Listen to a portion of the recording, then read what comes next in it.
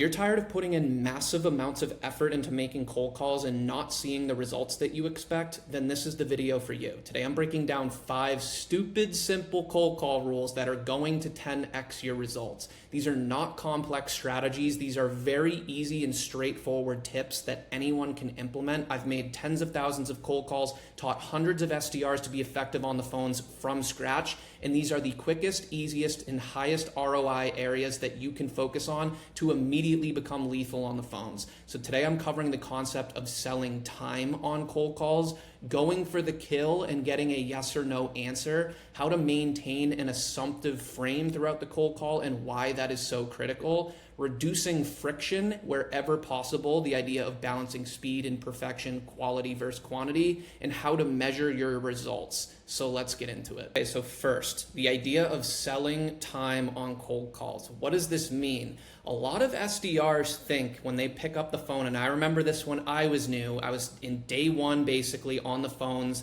I had never made cold calls. I didn't really even know what I was talking about yet or fully understand my solution. I had imposter syndrome because I'm like, how am I supposed to book a meeting calling people about ERP systems or these complex things that I didn't understand yet? What I failed to realize early on and what was failed to be trained to me is that we don't need to understand that stuff inside out to book meetings. Discovery, different story, but our objective on cold calls is to book a meeting. Therefore, we are selling 15, 20, 30 minutes, whatever it is, of time on their calendar. That is what you're selling when you are a new SDR making cold calls. You're selling time. The goal is to give off just enough value, just enough context to the person you're reaching out to where they think in their heads, this makes sense to spend more time with them. This could be a good use of my time. We could tackle a priority or challenge that's relevant to me, and these people sound like someone that can help me.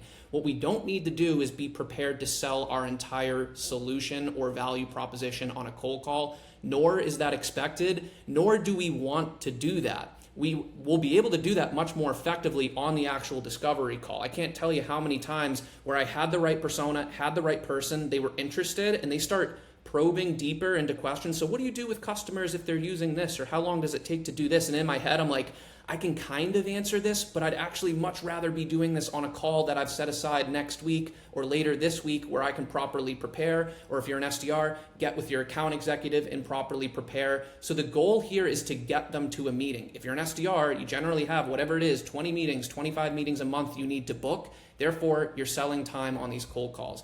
But how are most SDRs trained? They're not trained to sell time on cold calls. They're trained to lead off asking open-ended, qualifying, and directional questions. Typically, when I speak with CEOs in your industry or CFOs in your industry, they're struggling with X, Y, Z. Are any of these top of mind for you? And they're like, whoa, you just interrupted my day. I'm busy right now. I'm a CFO.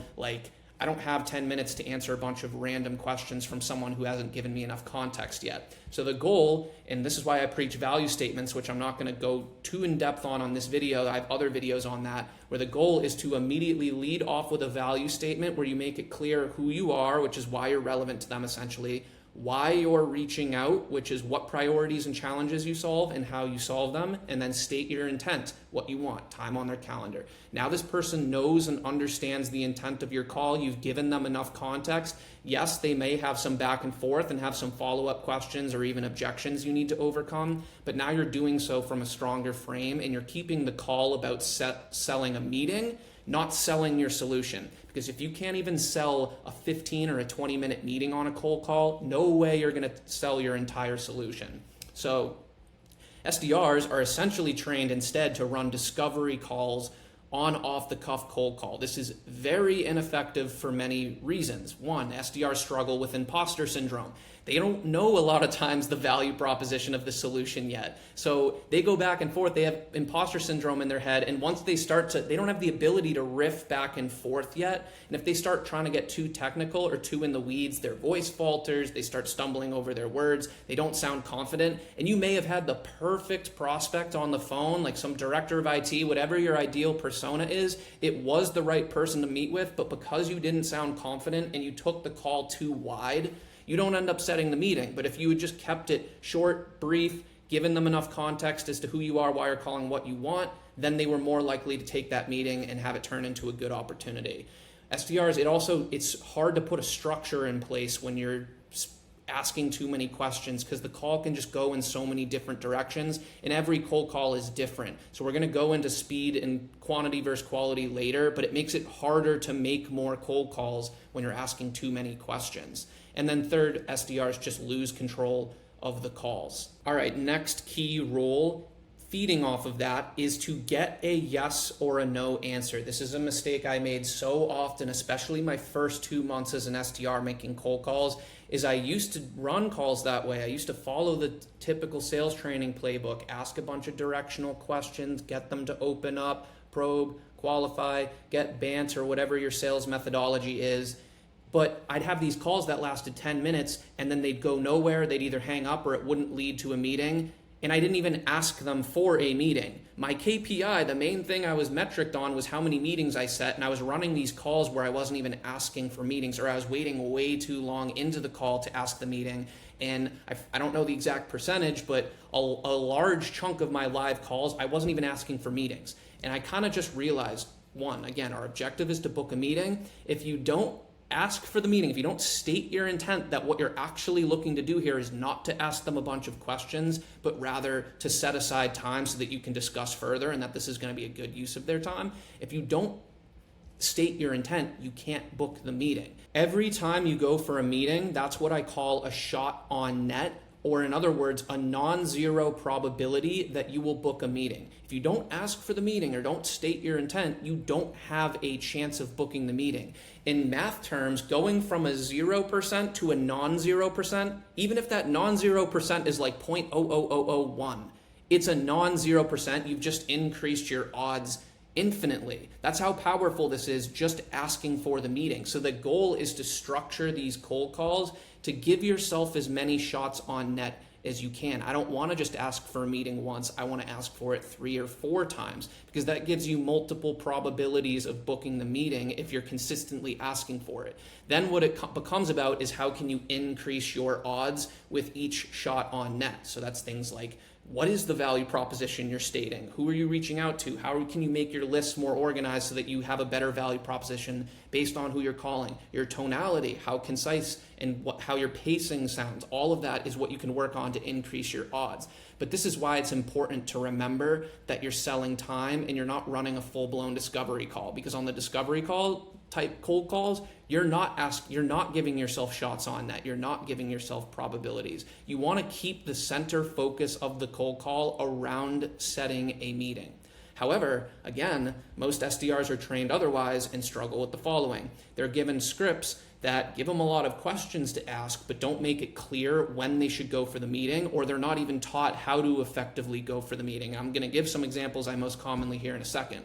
They're often hung up on because the prospect doesn't understand the intent of their call. I used to be an SDR manager. I used to listen to literally thousands of live calls, and I saw so many of them go south. And I'm putting in the chat, like, go for the meeting. And because you can tell the prospect's like confused as to why they're calling, and they start asking, like, so what is this regarding? And you're 5 minutes into the call. That's a killer. Like, you've just spent 5 minutes on the phone with them and they don't even understand the intent of your call. How do you think now when you go for the meeting, they're going to be like, is the meeting just going to be like this? Is it going to be another waste of my time? So I see that a lot. Or the calls just go way too long. SDRs often talk themselves out of a potential meeting where the prospect was like ready to bite. They're busy, they're in the middle of their day, they were open to meeting later, they don't want to answer a bunch of questions, but the SDR can't help themselves because that's how they've been trained. And then the person gets annoyed, or you say something wrong, or your voice starts to falter where they're like, whoa, actually, no, I'm probably not the right person then. And you talk yourself out of meetings.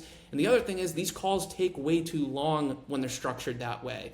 I see reps that genuinely struggle to make like 20, 25 dials a day, and this is part of the reason why. It takes too long, the calls last longer, you need to prepare more in between each call, so they're not as efficient, which is another way of getting shots on net. The more calls you can make, the more shots on net you give yourself. So this sounds so simple, get a yes or no answer, but in practice, most people aren't doing this, or they're not doing it nearly enough. Next. This is probably my favorite one, probably the most important one, and easily from my experience coaching people, the number one quickest fix to becoming better on the phones is maintaining an assumptive frame.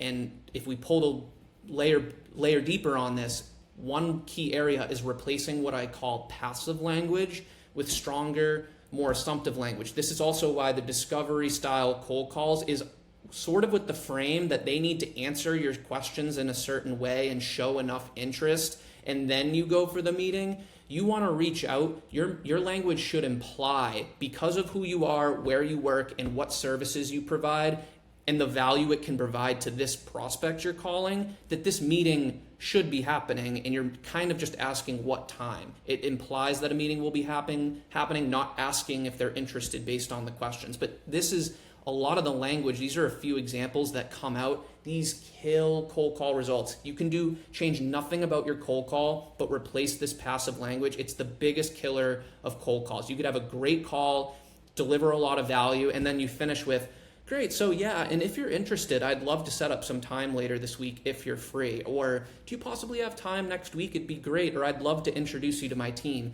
And it's subconscious, but now the prospect, it's really easy for them to say no because you're asking if they're interested, if it's of interest of them to spend more time. The path of least resistance is for them to say, I'm maybe not, now's not the right time, or can you just send me an email first with some information and I'll circulate it with my team and get back to you.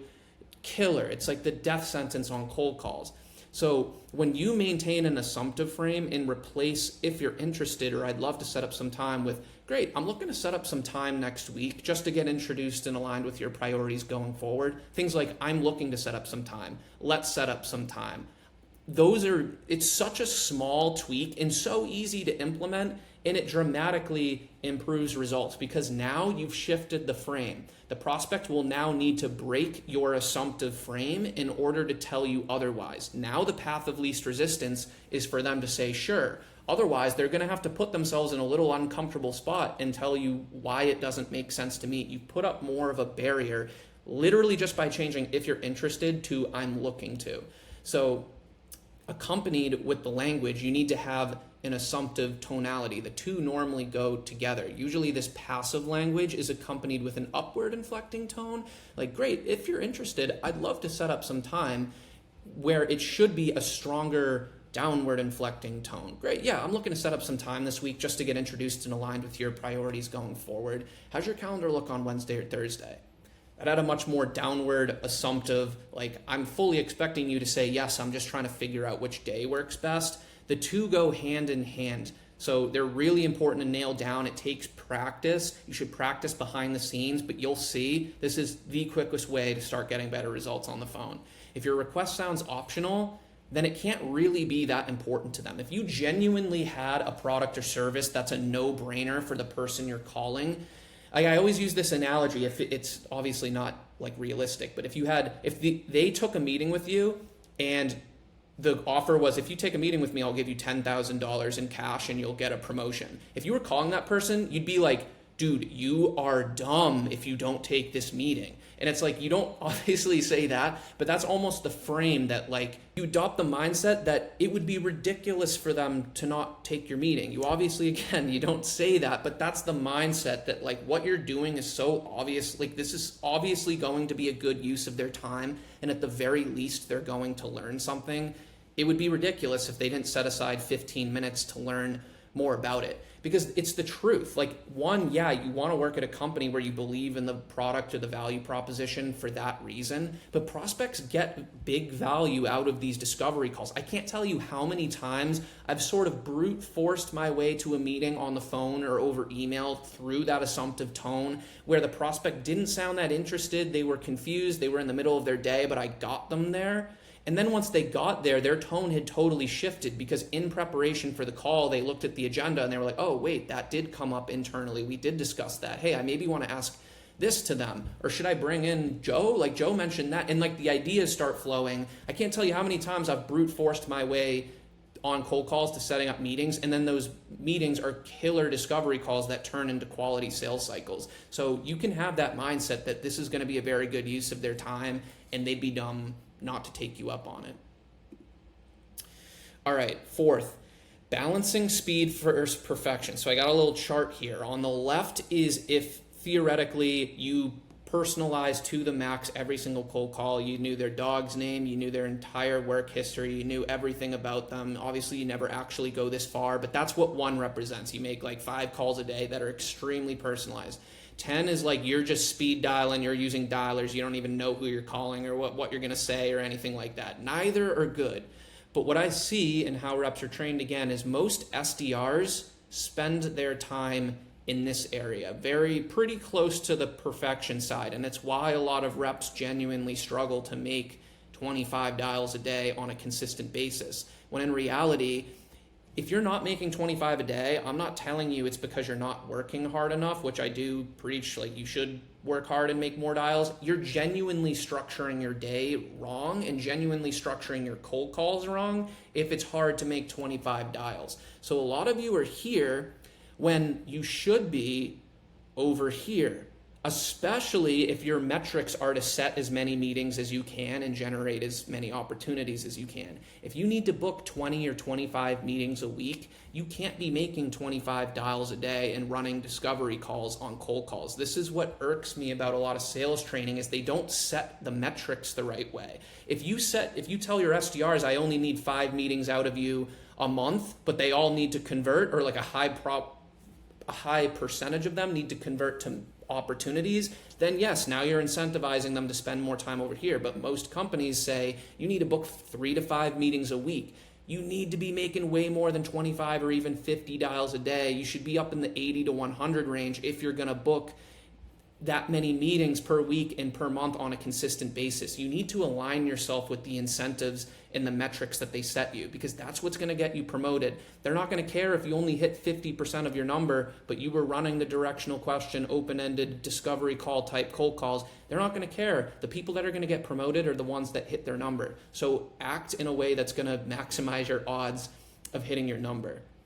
And going in more detail onto this, remember that concept of shots on net. It's better to make 100 dials a day at a 7 out of 10 quality, and these numbers are just generic. I'm making them up as an example, but it's better to have a 7 out of 10 pretty good, solid script to call 100 people with than 25 dials a day where you're hyper personalized and it's like a 9 out of 10 script. The goal is to get yourself and set yourself up to a point. That's why I talk about coiling the spring a lot, to be as targeted as possible on each cold call, but without having to do a bunch of research or things that slow you down in between each cold call. The research and personalization is what adds friction and makes it difficult or near impossible to rip a lot of dials. And more importantly, what I've seen is the research and personalization, for the most part, is generally not justified or valuable enough when you look at the numbers. It doesn't increase your probability of booking the meeting, and a lot of SDRs, it actually hurts them because they end up trying to do too much on the cold call and not sounding confident, and it actually lowers their results. Where if they kept it simple, were to the point, who you are, what priorities and challenges you solve, how you solve them, and what you want time on their calendar, they actually have a better chance of booking the meeting. But let's just play for an example. Let's say the personalization did increase the odds of booking a meeting. Here's an example where if one SDR is consistently making 100 dials a day and the other's making 25, let's assume that they get a proportionate amount of live calls over the long term. In that same time period, then SDR1 would likely get 100 live calls. In the same time period, it took SDR2, who's more personalized, to make 25 calls. SDR1 uses this 7 out of 10 decent script. Let's say they set a 20% set rate. That's when you're starting to get pretty good on the phones. 1 out of 10 is like you're on the playing field. You generally kind of know how to cold call. 2 is like you're starting to get pretty good. 3 out of 10 is where you're starting to get really good. But for this, 20% set rate, 20 meetings generated on 100 live calls. SDR2, let's say they set 50%. So that's over 150% better on the phones when they get live calls than this SDR. 150%, they set 12.5 meetings. So even though SDR2, because they're more personalized, is much more effective at setting meetings on the phone, SDR1 is generating 64% more meetings, which will likely lead to 64% or more pipeline in like the key metric that they're trying to generate, despite only being 40% as effective on the phones. So the goal is to set yourself up through the list building, through the way you craft these scripts and value statements, so that you can make a list of 100 people, create one script that's going to be relevant for the most part to all of them. Like if they all work in finance or they all work in a specific department like accounting or a certain industry, accounting in the retail industry, you can make one script that you don't need to know anything else about them other than their title and their company name. You don't need to know anything about their LinkedIn or the company they work for. And your script is going to be relevant to most of them. This makes cold calling easier. It makes it easier to get your day started, and you end up getting a lot more lives. You end up getting a lot better on the phones. You end up getting a lot more praise from management because you're making more dials. Like, it's better in almost every conceivable way. Lastly, measuring your results. This is something that a lot of people don't do. I think it is part of the reason why a lot of people have cold call anxiety or burnout, or they get frustrated in the SDR or sales role, is because if you spend 4 hours cold calling and don't book meetings, and that's all you know is you spent 4 hours cold call and didn't get results, or put in a certain amount of effort and didn't get results, yeah, that's frustrating. You don't know where to even look as to where to start getting better. That's the purpose of measuring your results. Not just cold calls. In general, you don't get better at things that you don't measure, or it takes a lot longer to get better at it than it should. It took me a lot longer to get better at cold calling as an SDR than it should have had I just been measuring some very, very basic inputs that every SDR should be measuring. The measurements tell you a story and give you a context. Are you just not getting enough live calls? And that maybe you need to strategize on the time of day you're calling people, or the time zones of the lists you're making, or whether you're dialing direct or whether you're dialing cell phones or like company lines. Like not getting lives is different than not being able to book meetings when you get live. So this really helps with motivation and anxiety because you at least know where to focus. It also makes the process more fun. Every single call, even if it's a no answer, even if it's a blowout, like where they just say, take a hike, buddy, take me off your list, never call me again, at least it's a data point and it adds value to what you're trying to build here and what you're trying to measure. So some simple rules to measuring your results. Don't overdo it at first. Like, it shouldn't slow you down or take away your ability to make lots of dials. I see people get excited and build out these super complex spreadsheets that look beautiful when I look at them, but then I realize you're spending probably an hour a day managing that when you probably should just be making more dials. So start with the basics. What I like to do, and I think it's simple, is you create batches of 100 in Excel columns. You can create different sheets, and you just track the number of live calls that you get. So that tells you what your answer rate is, like 1 through 100. If it's a live, put a 1, and you're going to sum the columns at the end, so it'll track how many people picked up the phone. That was the actual contact, and then how many meetings did you set of those live calls, and you'll be able to start putting together some basic measurements as to what your answer rate is and what your set rate is. I think that's the easiest way to start, and this tells you what your cold call batting average is. It takes quite a few sheets. I'd say it takes like 300 lives to get a good sense of how you're actually, 300 calls, like probably 100 lives is what it takes to get a good sense of what your batting average is or like how you're performing, because that can take a week or two depending on how many calls you're making. But this is how you can measure what I was talking about earlier, where it's like, am I batting 200? Am I batting 250? Because you're just trying to make slight improvements at the margin. You're not trying to bat 1,000 here. And then over time, you can work your way down and maybe make sheets by persona. Maybe you realize I'm better at booking meetings with finance people than HR people, or IT people than security people. And like the different personas that you have that are key ICPs, you can start to track which ones you're better at worse at. You can start tracking specific objections you're better at worse at handling. Again, don't spend too much time. Like, you can kind of realize from objections, like sometimes you get an objection, you're like, I have no idea what to say to that. Yeah, you should probably focus on, especially if it's a common one, like we work with a competitor and you have no idea how to say it. You don't need to measure that to know, like, I should probably spend a little time behind the scenes to figure out how to respond to that one.